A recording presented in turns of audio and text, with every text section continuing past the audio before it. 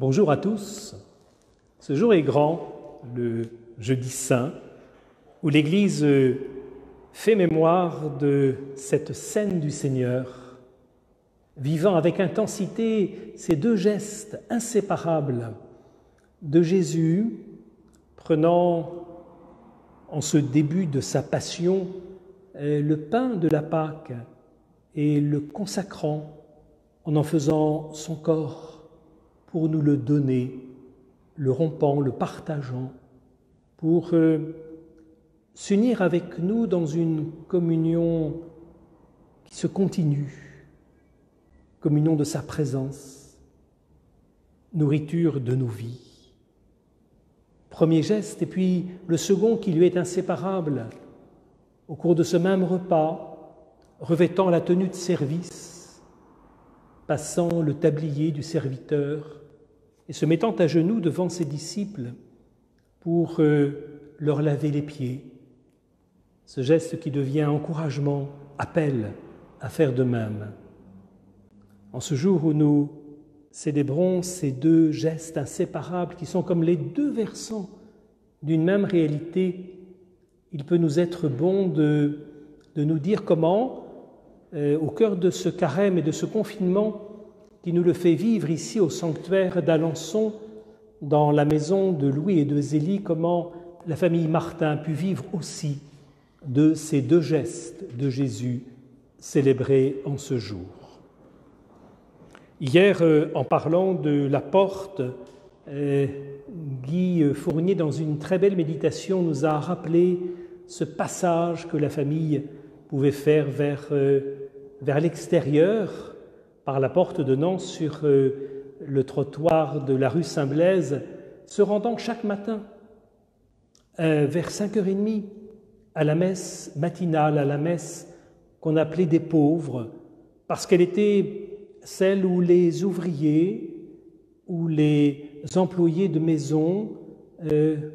se rendaient avant de gagner leur travail, dans un désir profond, non seulement de communier au Christ, et cela quasi quotidiennement, et de donner à Dieu cette première place qu'il voulait lui accorder, Dieu premier servi, se nourrissant par la communion fréquente dans ce sacrement, mais aussi en se rendant à cette messe matinale, à cette messe des pauvres, à vivre quelque chose de cette communion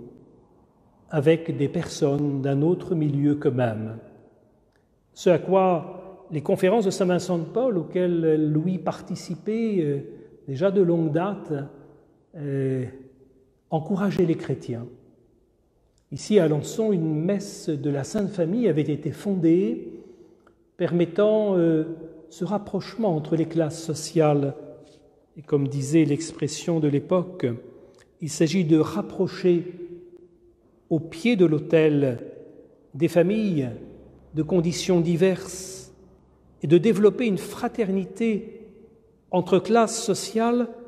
qui risque de s'ignorer complètement. Il est beau de penser que dans cette perspective, la célébration de l'Eucharistie devenait aussi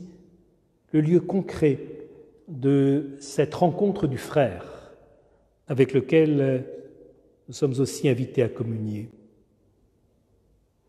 Et l'association des adorateurs nocturnes du Saint-Sacrement, auquel Louis était aussi un fidèle participant, développait cette dimension. Nous ne savons pas si c'était le cas à Alençon, mais dans d'autres villes de France, par exemple, pour permettre à ce que cette prière nocturne, ce relais d'adoration tout au cours de la nuit, puisse être ouvert à tous. Alors il avait été choisi que l'office nocturne du Saint-Sacrement, généralement célébré en latin, soit pour le rendre plus accessible au plus grand nombre, remplacé déjà à l'époque par des prières en français. Alors, en pensant à ces petits signes qui habitent profondément la vie des parents Martin dans cet enracinement dans la messe, dans l'Eucharistie, qui devenait familiale le dimanche lorsque tous les enfants venaient les rejoindre, eh bien, comment effectivement ne pas entendre dans ce confinement qui est le nôtre ce que disait l'auteur de cet ouvrage qui a nourri la spiritualité de la famille, l'année liturgique, ce que disait l'auteur Don Guéranger pour lutter contre l'individualisme qui nous menace même dans la vie spirituelle. Don Guéranger, le fondateur de Solesmes et auteur de cette œuvre, disait l'importance de ce « nous » de l'Église. L'Église qui se constitue communauté. C'est pourquoi, dit-il, le Seigneur ne nous a pas appris à dire il nous a appris à dire notre Père. Donnez-nous, pardonnez-nous, délivrez-nous, et non pas donne-moi, pardonne-moi, délivre-moi. L'importance du nous de la prière chrétienne. Cette importance du nous, il me semble que nous la découvrons particulièrement en ces jours où des messes nous sont retransmises d'églises dont les chaises sont vides. Elles sont comme un langage en creux qui nous redit l'importance de la communauté. Et en même temps, dans ces paradoxes de la vie, tous ces réseaux que les médias constituent, toutes ces communautés reliées par ces moyens d'aujourd'hui, parlent fort de ces communautés spirituelles que nous sommes en train de vivre et de former, où là, dans l'image transmise par les médias d'aujourd'hui, le mot, le geste, le mot partagé, le geste posé est d'une extrême intensité. Alors en rejoignant ce soir, sans doute, par médias interposés, cette grande célébration du mémorial de la scène du Seigneur, puissions-nous nous laisser rejoindre, toucher par ces deux gestes posés par le Christ et qui n'en sont finalement qu'un seul, comme les versants d'une même réalité, ce geste du pain consacré, rompu pour la vie du monde, et ce geste du lavement des pieds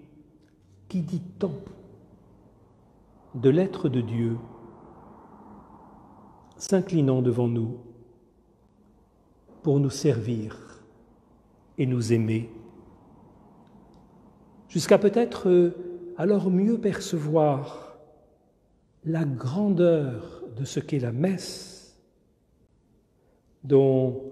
le Concile Vatican II nous rappelait dans cette belle constitution sur l'Église qu'elle est la source, la messe, la source et le sommet de la vie chrétienne. Louis et Zélie Martin, leurs enfants, à leur mesure et dans le temps qui a été le leur, ont su venir s'alimenter, se désaltérer à cette source et puis en faire comme l'objectif de leur vie, son sommet. Belle fête du Jeudi Saint aujourd'hui.